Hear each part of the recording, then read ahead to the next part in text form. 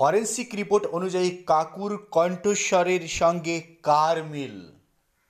Forensic report এসেই গেল। কালীঘাটের কাকু ওরফে সুজয় কৃষ্ণ ভদ্র দীর্ঘ টালবাহানার পরে বাধ্য হয়ে ইডিকে তার ভয়েসের স্যাম্পল দিয়েছিলেন টেস্ট করার জন্য। সেই রিপোর্ট ফরেন্সিক থেকে এসেই গেছে ইডির হাতে।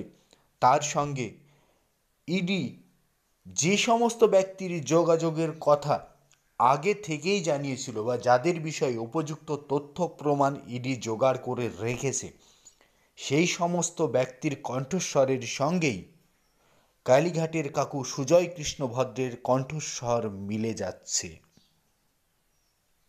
এই মুহূর্তের সবচেয়ে বড় খবর, কালীঘাটের কাকু সুজয় কৃষ্ণ ভদ্রের কণ্ঠস্বরের নমুনা রিপোর্ট হাতে পেয়েছে এনফোর্সমেন্ট ডিরেক্টরেট, যে খবরটা কয়েকদিন আগেও আমরা জানিয়েছিলাম।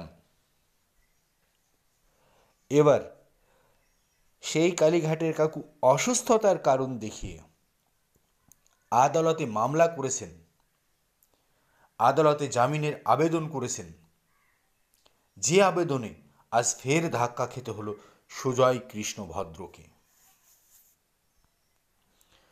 সুজয় কৃষ্ণ ভদ্রের জামিনের আবেদন আবারও আদালতে পিছিয়ে গেল। কৌশল করে আদালতে জামিনের আবেদন করেছিলেন সুজয় কৃষ্ণ ভদ্র অসুস্থতার কারণ দেখিয়ে।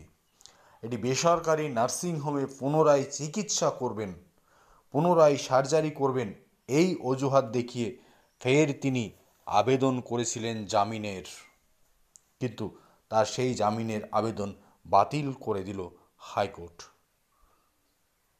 আবেদনের শুনানি হবে পরবর্তীতে। এখনই তার জামিনের বিষয়ে কোনো রকম শুনানি কলকাতা হাইকোর্ট করতে চায় না।